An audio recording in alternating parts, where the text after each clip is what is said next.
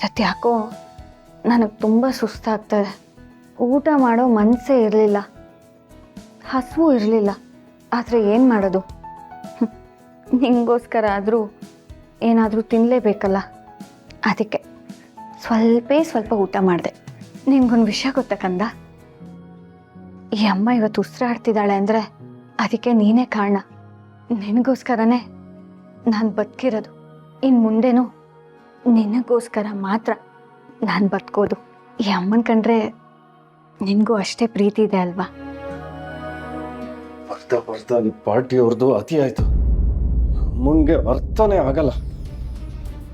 ಛೇ, ಅಲ್ಲ, ಪಾರ್ಟಿಗೆ ಫಂಡ್ ಕೊಟ್ಟಿರೋದೇ ನಾವು, ಅಂಥದ್ರಲ್ಲಿ ಅವರು ನಮಗೆ ಅಲ್ಲಿ ಪ್ರಚಾರ ಮಾಡಿ ಇಲ್ಲಿ ಪ್ರಚಾರ ಮಾಡಿ ಅಂತ ನಮಗೆ ಹೇಳ್ತಾರೆ. ಅಮ್ಮಂಗೆ ಇವೆಲ್ಲ ಅರ್ಥನೇ ಆಗಲ್ಲ. ಸರಿ, ಒಂದು ನಿಮಿಷ.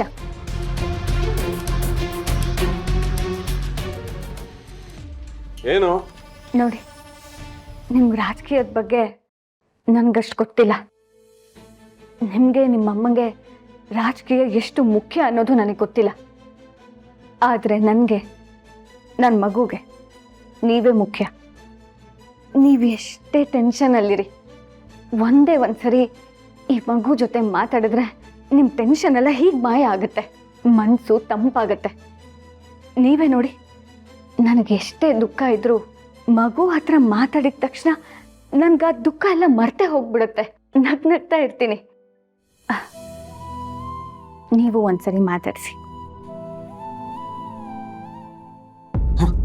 ನೋಡು, ತಲೆ ಹರಟೆ ಎಲ್ಲ ಮಾಡಬೇಡ. ಮೊದಲೇ ಟೆನ್ಷನ್ ಅಲ್ಲಿ ಇದ್ದೀನಿ.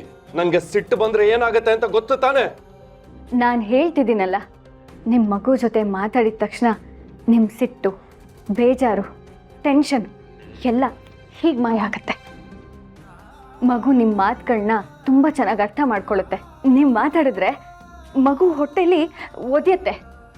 ನೀವೇ ಬೇಕಿದ್ರೆ ನೋಡಿ.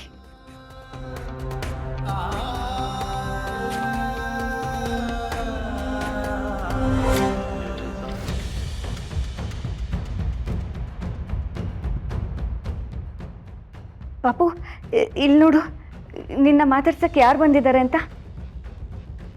ನೀನೀಗ ಇವ್ರ ಜೊತೆ ಮಾತಾಡಬೇಕು. ಎಲ್ಲಿ ಒಂದೇ ಒಂದ್ಸರಿ ಮಾತಾಡು.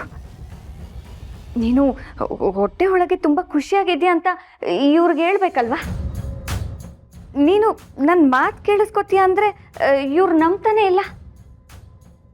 ಪಾಪು, ಕೇಳಿಸ್ತಿದೆ ತಾನೆ? ನಿಂಗಂತೂ ಮಾಡಕ್ ಬೇರೆ ಕೆಲಸ ಇಲ್ಲ, ನಂಗೂ ಇಲ್ಲ ಅನ್ಕೊಂಡಿದ್ಯಾ? ನಿನ್ನ ಮಾತು ಹೊಟ್ಟೆಲಿರೋ ಮಗು ಕೇಳ್ಸತ್ತಾ? ತಲೆ ಕೆಟ್ಟಿದೆ ನಿನಗೆ. ಈ ಮಗು ನೆಪ ಹೇಳ್ಕೊಂಡು ನನ್ನ ಹತ್ರ ನಾಟಕ ಆಡ್ಬೇಡ. ಇಲ್ಲ ರೀ, ನಾನು ನಿಜ ಹೇಳ್ತಾ ಇದ್ದೀನಿ. ನನ್ನ ಮಾತನ್ನ ನಂಬಿ ಇನ್ನು ಒಂದೇ ಒಂದ್ಸತಿ ಮಗುನ ಮಾತಾಡಿಸಿ. ಯಾಕೋ ಏನು ಮಾತಾಡ್ತಾ ಇಲ್ಲ. ನಿನ್ನ ಎದುರಿಗಿರೋದು ಯಾರು ಅಂತ ಗೊತ್ತಾಗ್ತಾ ಇಲ್ವಾ ನಿನ್ಗೆ? ಇವರು ನಿಮ್ಮಪ್ಪ.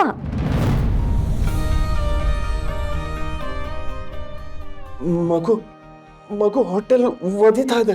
ನಾನು ಹೇಳ್ದೆ ತಾನೆ, ಮಗುಗೆ ನೀವು ಅಂದ್ರೆ ತುಂಬಾ ಇಷ್ಟ. ಬೇರೆ ಏನ್ ಮಾತಾಡಿದ್ರು ಮಗು ಸುಮ್ಮನೆ ಇರುತ್ತೆ. ಆದ್ರೆ ಅಪ್ಪ ಅಂತ ಹೇಳ್ತಿದ್ದಾಗೆ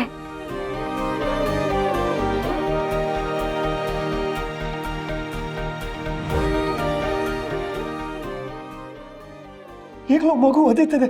ಎಲ್ಲಿ? ಇನ್ನೊಂದ್ಸರಿ ಹೇಳು. ಅಪ್ಪ. ಅರೆ, ಮತ್ತೆ ಒದೀತಿದೆ. ನಿಜವಾಗ್ಲೂ ಇದನ್ನ ನಂಬಕ್ಕೆ ಆಗ್ತಿಲ್ಲ. ಅನ್ಬಿಲೀವೇಬಲ್, ಮಗು ಒದೀತಾ ಇದೆ.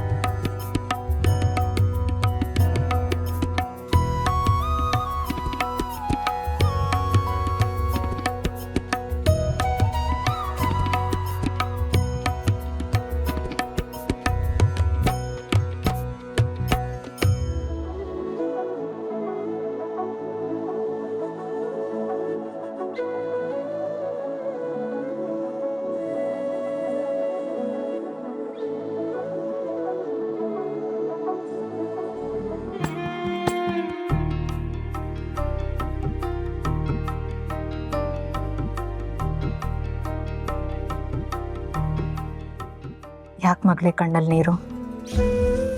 ಈ ಅಮ್ಮ ಯಾವಾಗಲೂ ನಿನ್ನ ಜೊತೆಲೇ ಇರ್ತಾಳೆ. ನಿನಗೂ ತವ್ರ ಮನೆ ಸಂತೋಷ ಅಂದರೆ ಏನು ಅಂತ ಗೊತ್ತಾಗಬೇಕು ಅಲ್ವಾ? ಆ ಕಾರಣಕ್ಕೆ ಮಾತ್ರ ನಾನು ಇಲ್ಲಿಂದ ಹೋಗ್ತಿರೋದು. ಅದೇನೋ ನಿಜಾನೇ, ಆದರೆ ನಾನು ಯಾವಾಗಲೂ ನಿಮ್ಮ ಜೊತೆ ಇರಲೇ ಇಲ್ವಲ್ಲ, ಅದಕ್ಕೆ ನನಗೆ ಬೇಜಾರಾಗ್ತಿದೆ. ಯಾವಾಗಲೂ ಜೊತೆ ಇರೋದಕ್ಕೆ ಸುಬ್ಬು ನಿನಗೆ ಕಟ್ಟಿದ್ದೀವಲ್ಲಮ್ಮ, ಅವನು ಇರ್ತಾನೆ ಬಿಡು. ಸುಬ್ಬು, ಮಗಳನ್ನ ಚೆನ್ನಾಗಿ ನೋಡ್ಕೊಳಪ್ಪ. ನೀವು ಹೇಳೋದೇ ಬೇಡ ಯಜಮಾನ್ರೆ, ತುಂಬ ಚೆನ್ನಾಗಿ ನೋಡ್ಕೋತೀನಿ. ಕಣ್ಣಲ್ಲಿ ಕಣ್ಣಿಟ್ಟು ನೋಡ್ಕೋತೀನಿ ಯಜಮಾನ್ರೆ. ಅದು ಕಮ್ಮಿನೇ, ಇನ್ನೂ ಹೆಚ್ಚಾಗಿ ನೋಡ್ಕೋತೀನಿ. ಈ ಮನೆಯವರು ನಮ್ಮನ್ನ ಮನೆಯವ್ರಿಗಿಂತ ಹೆಚ್ಚಾಗಿ ನೋಡ್ಕೊಂಡಿದ್ದೀರ. ನಿಮ್ಮ ಈ ಋಣ, ಈ ಗುಣ ನಾನು ಯಾವತ್ತೂ ಮರೆಯಲ್ಲ. ಅಯ್ಯೋ ಅಮ್ಮವ್ರೆ, ದೇವ್ರ ಬಾಯಲ್ಲಿ ಋಣ ಗಿಣ ಎಲ್ಲ ಮಾತಾಡಬೇಡಿ. ಅಷ್ಟಕ್ಕೂ ಇದು ನಮ್ಮನೆ ಅಲ್ಲ, ನಿಮ್ಮನೆ. ದೊಡ್ಡ ಯಜಮಾನ್ರು ಕೊಟ್ಟಿರೋ ಭಿಕ್ಷೆ. ನಮ್ಮ ಬದುಕು, ನಮ್ಮ ಜೀವನ ಎಲ್ಲ ದೊಡ್ಡ ಯಜಮಾನ್ರು ಋಣದಲ್ಲಿದ್ದೇವೆ. ಅಂಥದ್ರಲ್ಲಿ ನೀವು ಋಣದ ಮಾತ್ರ ಮಾತಾಡಬೇಡಿ. ಹೌದು ನಂದಿನಿ ಅಮ್ಮವ್ರೆ, ನೀವು ಯಜಮಾನ್ರ ಮನೆಗೆ ಬಂದಮೇಲೆ ಈ ಮನೆ ಕಳೆನೇ ಬದಲಾಗಿದೆ.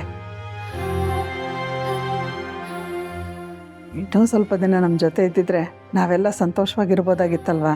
ಅದೇ ಮತ್ತೆ, ಈಗ ನಾನೇ ನೋಡಿ ಯಾವಾಗ್ಲೂ ತವ್ರ ಮನೇಲೇ ಇರ್ತೀನಿ. ತವ್ರ ಮನೇಲಿ ಇರೋದು ಒಂಥರ ಖುಷಿಯಾಗಿರುತ್ತೆ.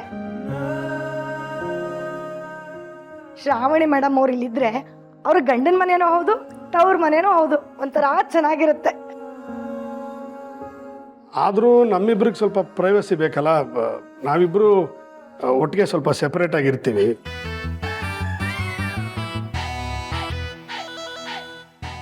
ಇಲ್ಲ ಇಲ್ಲ, ನನಗಿದು ನೆಪ ಅನ್ಸುತ್ತಷ್ಟೆ. ಆದರೂ ನಾನು ಹೇಳ್ತಾ ಇದ್ದೀನಿ, ನನಗೆ ಅನಿಸ್ದಾಗೆಲ್ಲ ನಾನು ನಿಮ್ಮ ಮನೆಗೆ ಬಂದ್ಬಿಡ್ತೀನಿ ಅಷ್ಟೇ. ನಿಮಗೂ ಅಷ್ಟೇ, ನನ್ನ ನೋಡಬೇಕು ಅಂತ ಅನ್ಸಿದ್ರೆ ಇಲ್ಲಿಗೆ ಬಂದ್ಬಿಡಿ. ಹಾ, ಅಗ್ರಿಮೆಂಟ್ ಆಯ್ತಲ್ಲ ಅಮ್ಮರೇ, ನಗುವಲ್ಲಿ ರುಜುವಾತ್ ಮಾಡ್ಬಿಡಿ. ಹಾಗೆ ಆಗಲಿ. ಸರಿ, ನಾವು ಆ ಮನೆಗೆ ಹೋಗಿ ಎಲ್ಲ ಜೋಡಿಸಿ ಹಾಲು ಉಗ್ಸೋ ಸಮಯಕ್ಕೆ ನಿಮ್ಮನ್ನ ಬರೋದಕ್ಕೆ ಹೇಳ್ತೀನಿ. ಖಂಡಿತ ಬರಬೇಕು. ಆಯ್ತು ನಂದಿನಿ ಅಮ್ಮವ್ರೆ, ಖಂಡಿತ ಬರ್ತೀವಿ. ಈ ಎಲೆಕ್ಷನ್ ಮುಗೀತಿದ್ದ ಹಾಗೆ ಯಜಮಾನ್ರು ಮತ್ತೆ ಅಧಿಕಾರಕ್ಕೆ ಬರ್ತಾರೆ. ನಾವು ಏನೇನು ಕಳ್ಕೊಂಡಿದೀವೋ ಮತ್ತೆ ವಾಪಸ್ ಸಿಗುತ್ತೆ. ಯಜಮಾನ್ರೆ, ಅಲ್ಲಿವರೆಗೂ ಮಾತ್ರ ನೀವು ಅಲ್ಲಿರಿ, ಆಮೇಲೆ ಏನಾಗುತ್ತೋ ನೋಡ್ಕೊಳ್ಳೋಣ. ಸರಿನಪ್ಪ, ನೀನು ನಾಮಿನೇಷನ್ ಫೈಲ್ ಮಾಡೋದಕ್ಕೆ ಏನೇನು ಬೇಕೋ ರೆಡಿ ಮಾಡು. ಜೀವನದಲ್ಲಿ ಎಷ್ಟೆಷ್ಟೋ ಕಷ್ಟಗಳನ್ನ ಎದುರಿಸಿದ್ದೀವಿ. ಈ ಎಲೆಕ್ಷನ್ ಯಾವ ಮಹಾ